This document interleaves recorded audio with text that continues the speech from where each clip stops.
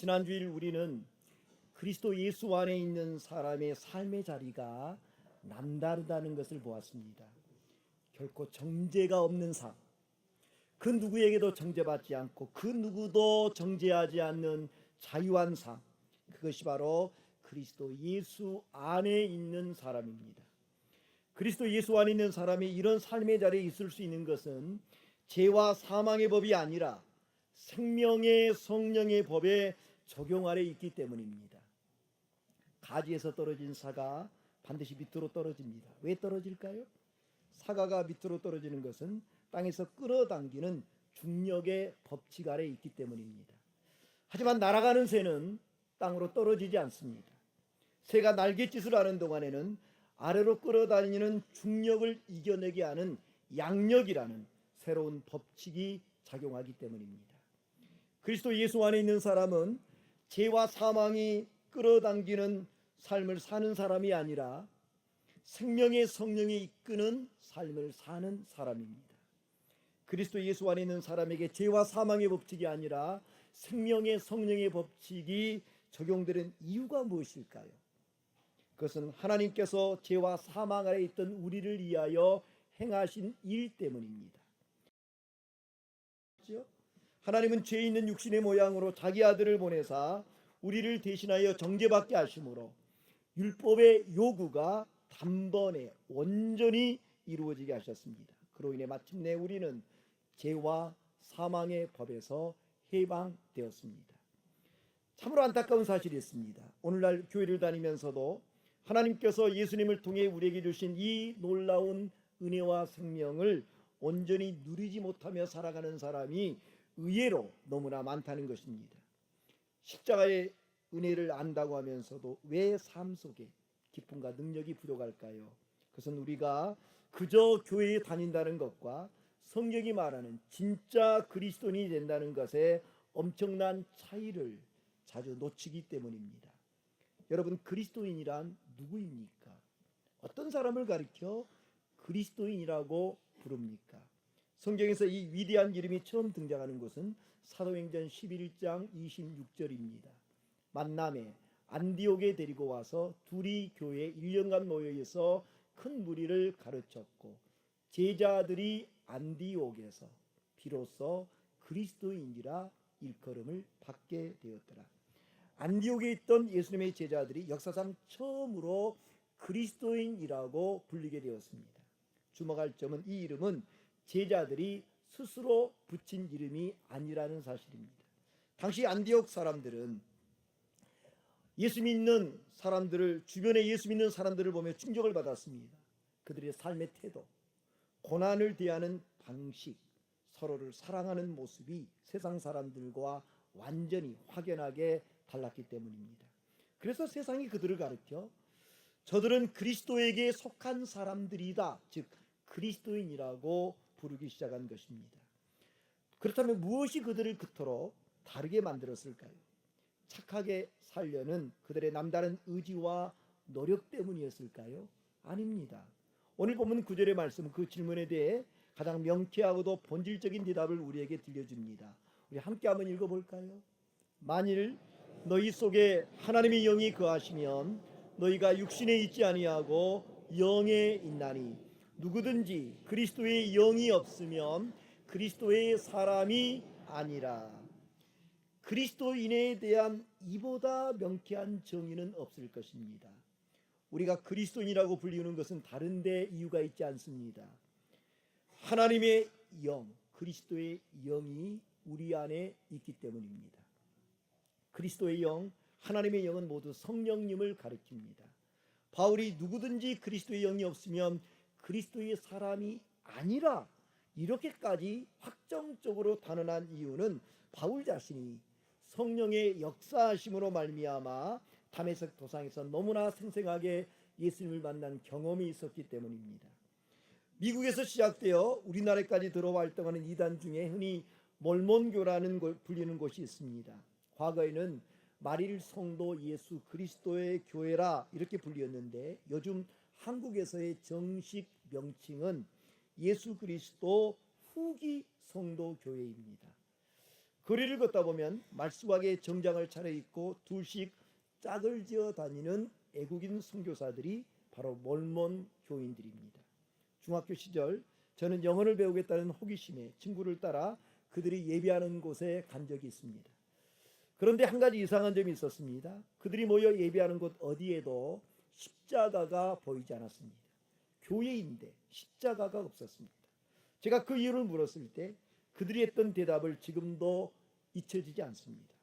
어떻게 끔찍한 죄인의 사형틀인 십자가를 거룩하게 예배하는 곳에 버젓이 걸어놓을 수 있느냐는 것입니다. 겉으로는 예수 그리스도의 교회라는 그럴듯한 간판을 달고 있지만 그들은 실상 예수님의 십자가에 담긴 위대한 구속의 비밀을 전혀 깨닫지 못하고 있는 것입니다. 여러분, 예수님이 하나님의 아들이심이 믿어지십니까?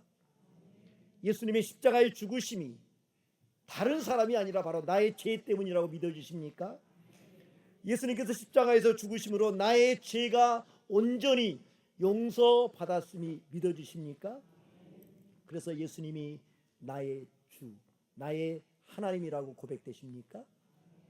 이 모든 것은 성령님이 하신 것입니다.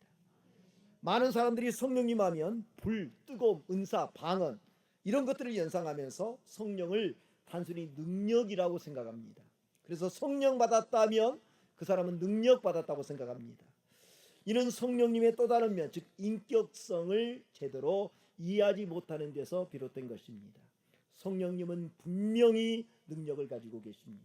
그래서 성령님이 임하시는 곳에는 기적이 일어납니다. 불치병도 치료가 됩니다. 심지어는 죽은 자도 살아납니다. 하지만 우리가 분명히 알아야 할 것은 성령님은 인격이시라는 것입니다. 어떤 사람에게 성령은 불같이 임합니다. 반면에 어떤 사람에게 성령은 바람같이 임합니다. 어떤 사람에게 성령은 비둘기같이 임합니다. 그런데 어떤 사람에게 성령은 생수같이 임합니다. 사람마다 성령님을 경험하는 것이 조금씩 다르죠. 성령님은 인격이시기 때문입니다.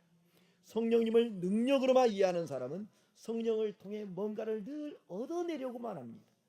하지만 성령을 인격으로 이해하게 되면 그런 성령님과 대화하고 영적으로 깊은 사귐을 통해 인격적인 관계를 형성하게 됩니다.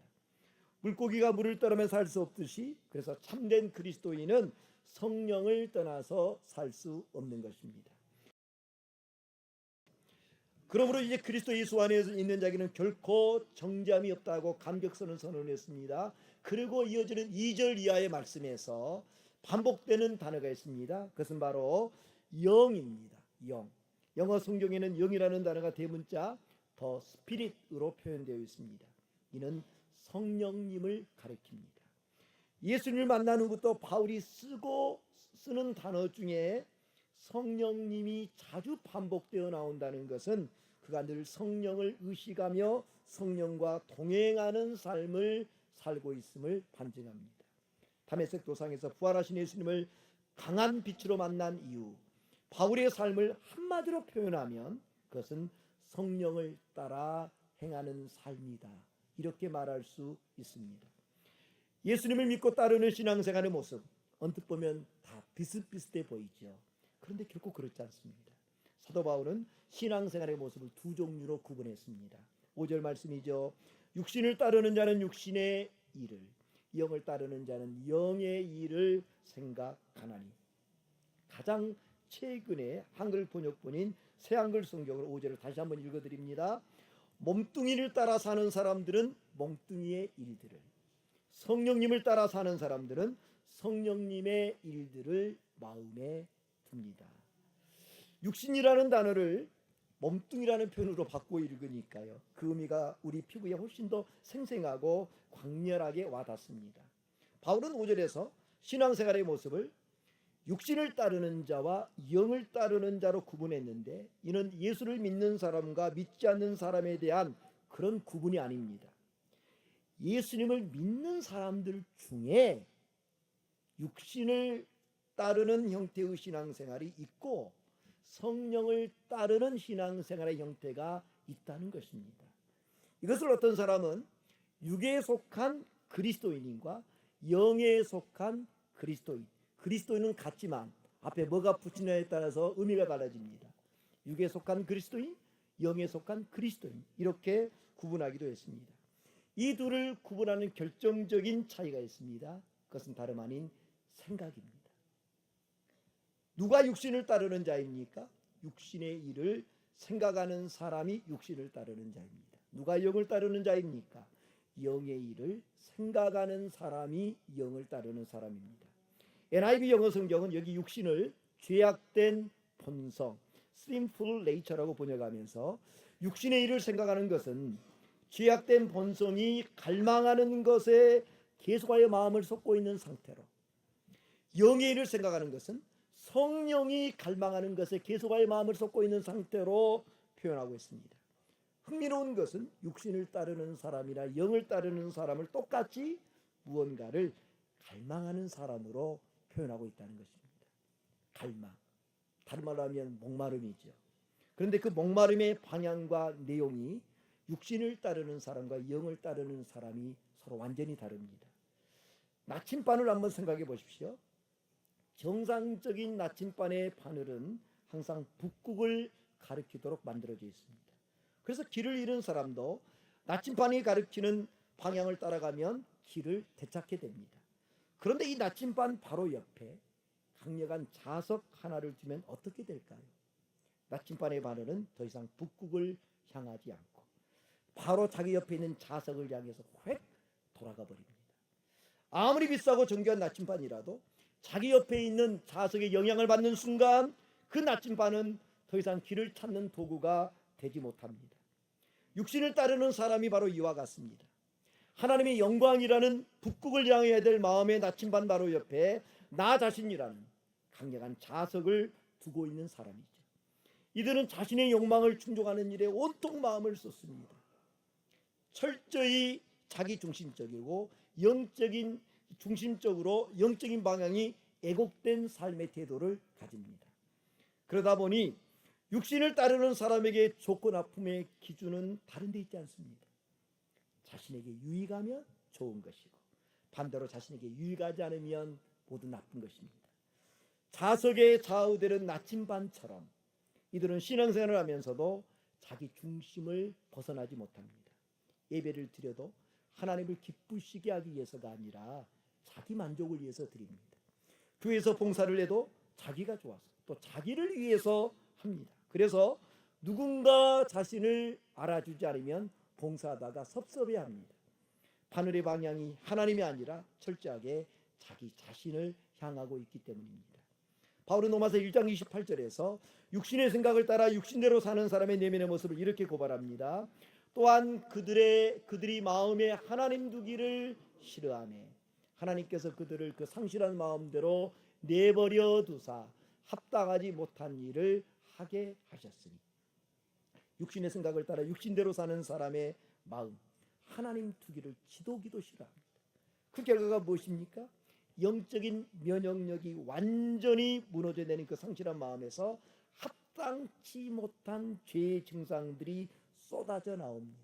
그게 무려 21가지나 열거됩니다. 보십시오. 곧 모든 불의, 추악, 탐욕, 악의가 가득한 자요, 시기, 살인, 분쟁, 사기, 악독이 가득한 자요, 수군수군하는 자요, 비방하는 자요, 하나님께서 미워하시는 자요, 능욕하는 자요, 교만한 자요, 자랑하는 자요, 악을 도모하는 자요, 부모를 거역하는 자요, 우매한 자요, 비행하는 자요, 무정한 자요, 무자비한 자라. 나열하기만 해도 숨이 찹니다. 내 마음대로 내 육신대로 살면 자유롭고 행복할 것 같지요? 하지만 마음에 하나님을 미루는 자리에 맺히는 육신의 열매, 얼마나 비참하고 참혹합니까? 그런데 거기가 끝이 아닙니다. 이 파괴적인 죄의 열매들보다 훨씬 더 무섭고 근본적인 비극은 육신의 생각대로 사는 사람이 절대 피할 수 없는 끔찍한 영적 실상 때문입니다. 오늘 본문 7절에서 8절 말씀은 이 무서운 영적 실상을 아주 정확하게 짚어냅니다. 함께 한번 읽어보겠습니다. 육신의 생각은 하나님과 원수가 되나니 이는 하나님의 법에 굴복하지 아니할 뿐 아니라 할 수도 없습니다. 육신에 있는 자들은 하나님을 기쁘시게 할 수 없느니라. 육신의 생각은 하나님과 원수가 되나니. 이걸 세번역에서는 이렇게, 생각은 하나님께 품는 적대감입니다.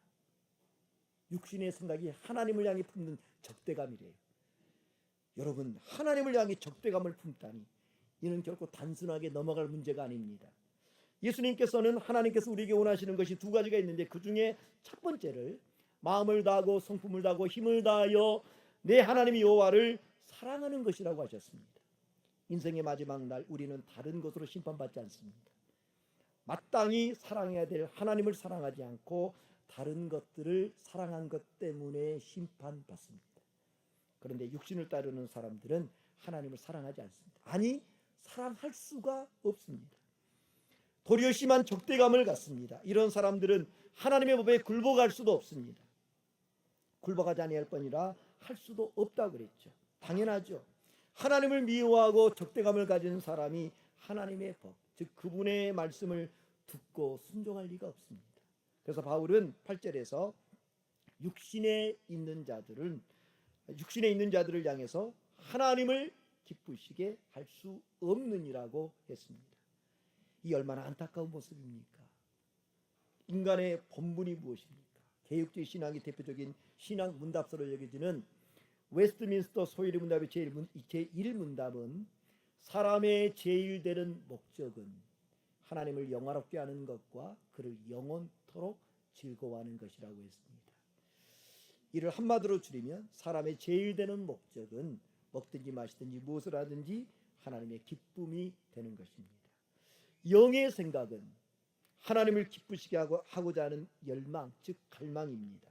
사도 바울은 빌립보서 4장 8절에서 영의 생각을 구체적으로 이렇게 나열했습니다. 끝으로 형제들아, 무엇에든지 참되며 무엇에든지 경건하며 무엇에든지 옳으며 무엇에든지 정결하며 무엇에든지 사랑받을 만하며 무엇에든지 칭찬받을 만하며 무슨 덕이 있든지 무슨 기림이 있든지 이것들을 생각하라. 참된 생각, 경건한 생각, 옳은 생각, 정결한 생각, 사랑의 생각, 덕스러운 생각, 이것들이 모두 영적인 생각들입니다. 육신의 생각과 영의 생각은 그래서 전혀 다릅니다. 육신의 일을 생각하는 사람은 먹든지 마시든지 무엇을 하든지 자기 자신을 위해서 합니다. 기도를 해도 예배를 드려도 자기 자신을 위해서 합니다. 하지만 성령의 일을 생각하는 사람은 먹든지 마시든지 무엇을 하든지 다 하나님의 영광을 위하여 합니다. 육신의 일을 생각하는 사람에게 최고의 가치는 자기의 자존심을 지키는 것입니다. 하지만 성령의 일을 생각하는 사람, 자신의 자존심보다 하나님의 영광이 최우선입니다. 성경은 육신의 생각을 따라 사는 사람과 성령의 생각을 따라 사는 사람의 삶이 결코 같지 않다고 말씀합니다. 무엇이 다릅니까? 끝이 완전히 다릅니다. 6절을 보십시오. 육신의 생각은 사망이요 영의 생각은 생명과 평안입니다. 육신의 생각은 당장은 달콤하고 좋아 보입니다. 하지만 그 종착지는 언제나 사망입니다. 반면에 내 육신의 본능을 거스려 성령의 뜻을 따르는 삶은 당장에는 고달프고 힘들지만 그 끝은 영원한 평안과 생명입니다. 지금 당장 편한 것과 마지막에 웃는 것, 어느 것이 진짜 좋은 것입니까? 두말할 필요도 없이 당장은 수고로워도 마지막에 웃는 것이 진짜 좋은 것 아닙니까? 저는 물건을 살 때 기준이 하나 있습니다. 싸다고 사지 않는다. 싼 맛에 샀다가 뒤에 후회하는 일이 한두 번이 아니었습니다. 그래서 저는 비싸더라도 필요하면 합당한 대가를 치른다는 구매의 원칙을 가지고 있습니다. 당장만 좋은 것이 아니라 나중에도 좋기 위해서입니다. 우리의 영적인 삶도 마찬가지입니다. 육신은 항상 우리에게 당장 편하고 좋은 길을 제시합니다. 솔직히 오늘 주일 아침에도 편안의 이불 속에서 교회에 갈까 말까 망설였던 분들 분명 계실 것입니다. 그런데 그 육신의 생각에 붙들리지 않고 이렇게 예배의 자리에 나오니 얼마나 마음이 좋습니까? 이것이 바로 성령이 주시는 생명과 평안입니다. 창세기 25장 마지막 부분에 보시면요, 쌍둥이 형제 에서와 야곱의 이야기가 나옵니다. 하루는 형 에서가 들에서 온종일 사냥을 하고 몹시 피곤하고 허기진 상태로 집에 돌아갑니다. 마침 집안에서 기가 막히게 맛있는 냄새가 코끝을 진동합니다. 배가 고프면 후각이 얼마나 예민해집니까? 살펴보니 동생 야곱이 붉은 팥죽을 쓰고 있는 것입니다. 허기진 형에서는 마침 잘 됐다 싶어 동생 야곱에게 그 팥죽 한 그릇만 내게 달라고 요청합니다. 그런데 이때 동생 야곱이 상상조차 하지 못할 한 가지 제안을 합니다. 팥죽을 줄 테니 형이 가진 장자의 명분을 자신에게 팔라는 것입니다. 에서와 야곱은 이란성 쌍둥이입니다. 간발의 차이로 에서가 형이 되었는데 그 짧은 차이가 가져다는 축복은 엄청난 것이었습니다. 장자는 가문의 영적인 축복을 이어받고 아버지의 유산을 갑절이나 물려받는 특권이 주어집니다. 사실 이 장자권은 사고 팔 수 있는 것이 아닙니다. 그런데 야곱은 그 장자에게 주어진 영적인 축복이 너무 이런 당돌한 제안을 한 것입니다. 문제는 이 같은 동생 야곱의 제안에 대해 형 에서의 태도입니다. 에서는 그저 당장의 배고픔을 면하겠다는 육신의 생각에 사로잡혀 동생의 당돌한 제안을 덥석 받아들입니다. 팥죽 한 그릇이란 아주 얄팍한 육신의 이 안에 하나님이 자신에게 주신 고귀한 장자의 명분을 맞바꿔 버린 것입니다. 그 후 에서 어떻게 되었을까요? 히브리서 12장 17절에는 이렇게 기록됩니다. 너희가 아는 바와 같이 그가 그 후에 축복을 이어받으려고 눈물을 흘리며 구하되 버림바가 되어 회개할 기회를 얻지 못하였느니라. 팥죽 한 그릇에 육신적 만족을 쫓다가 영원한 축복을 잃어버리고 통곡했던 에서의 모습, 이것이야말로 육신의 생각은 사망임을 가장 생생하게 보여주는 이야기입니다. 여기 계란이 하나 있다고 생각해 보십시오. 겉으로 보아서는 이것이 유정란인지 무정란인지 알 길이 없습니다. 유정란인지 무정란인지 어떻게 알 수 있을까요? 어미닭이 그 알을 품어보면 압니다. 어미닭이 21일 동안 품었을 때 유정란은 단단한 껍질을 깨고 새 생명인 병아리로 태어납니다. 하지만 무정란은 어미닭이 아무리 오랜 시간 정성껏 품을지라도 결코 새 생명인 병아리가 태어나지 않습니다. 오히려 시간이 지날수록 속에서 곪고 썩어버릴 뿐입니다. 어린 에디슨이 호기심에 알을 직접 품었다는 유명한 일화가 있습니다. 만약 그가 품었던 알이 무정란이었다면 어떻게 되었을까요? 천재 에디슨의 그 대단한 열정과 수고도 쓸데없는 헛수고가 되고 말았을 것입니다. 우리의 영적인 삶도 마찬가지입니다. 육신을 따르는 사람과 성령을 따르는 사람, 지금 당장 겉보기에는 별다른 차이가 없어 보입니다. 하지만 우리 인생을 결산하는 마지막 날에 설 때 두 삶의 차이는 하늘과 땅처럼 극명하게 갈라집니다. 생명 없는 무정란처럼 육신의 생각을 품고 아무리 내 인생을 열심을 다해 살아봐야 그 끝에는 결국 사망만이 기다리고 있을 뿐입니다. 하지만 생명 있는 유정란처럼 성령의 생각을 내 마음에 품고 행하며 살아가면 마침내 단단한 껍질을 깨고 병아리가 부화하듯 영광스러운 생명과 평안을 마주하게 될 것입니다. 내 안에 사망이 아닌 생명과 평안으로 가득하기를 원합니까? 그렇다면 육신의 생각은 십자가에 못 박고 하나님을 기쁘시게 하는 영의 생각으로 바꿔야 합니다. 그렇게 육신의 생각이 아니라 성령의 생각을 따라 사는 사람에게 주시는 하나님의 은혜가 있습니다. 10절을 보십시오. 또 그리스도께서 너희 안에 계시면 몸은 죄로 말미암아 죽은 것이나 영은 의로 말미암아 살아있는 것이니라. 그리스도께서 우리 안에 있다는 것은 우리 안에 성령님이 내주에 계시는 상태를 말합니다. 우리의 겉사람은 죄로 인해 죽을 수밖에 없습니다. 하지만 성령님이 내 안에 거하시면 우리의 영은 하나님과 올바른 관계에 있기 때문에 살아있게 됩니다. 이 사실을 바울은 이어지는 본문 11절에서 좀 더 구체적으로 다시 한번 이렇게 설명했습니다.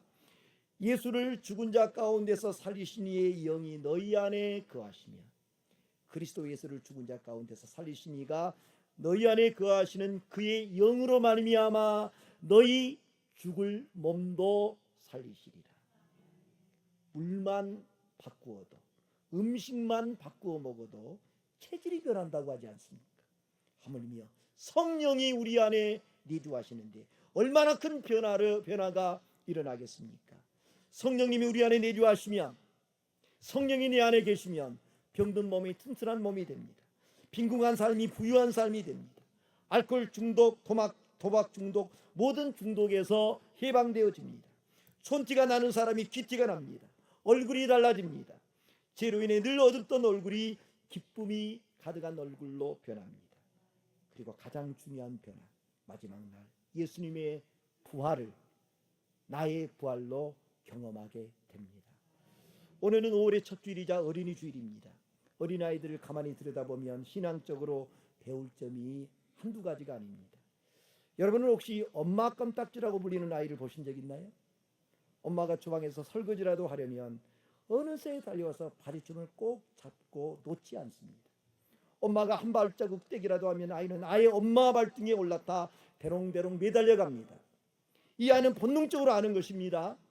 내가 걷지 않아도 엄마 다리에만 붙어 있으면 어디든 갈 수 있고 무엇을 해도 안전하다는 사실을, 이것을 우리 신앙생활에 적용한다면 거룩한 껌딱지 신앙이라고 부를 수 있지 않겠습니까? 우리가 신앙생활하면서 자꾸 힘들고 지치는 이유가 무엇일까요? 자꾸만 내 힘으로 뛰려하고 내 빈약한 날개로 날아보려 하기 때문입니다. 이제 그 수고하고 애쓰면 내려놓고 그저 엄마 발등위에 껌딱지처럼 올라탄 어린아이처럼 하나님께 꼭 붙어 있으십시오. 내가 죽을 힘을 다해 날고 뛰는 것보다 성령님께 꼭 붙어가는 것이 훨씬 빠르고 안전합니다. 이번 한 주간 세상의 유혹이나 육신의 생각이 우리를 끌어당길 때마다 예수를 죽은 자 가운데서 다시 살리신 그 능력의 성령님께 꼭 껍딱지처럼 꼭 붙어 있으십시오. 먹든지 마시든지 무엇을 하든지 하나님을 기쁘시게 하는 삶을 살게 될 것입니다. 기도하겠습니다. 사랑의 하나님, 죄와 사망의 법에서 우리를 해방하시고 생명의 성령의 법 아래 거하게 하시니 감사합니다. 이제는 신의 생각이 아니라 생명과 평안에 이르는 영의 생각으로 성령을 따르게 하여 주옵소서. 우리 안에 거하시는 성령님께 껌딱지처럼 꼭 붙어 있으므로 먹든지 마시든지 무엇을 하든지 하나님을 기쁘시게 하는 삶을 살게 하여 주옵소서.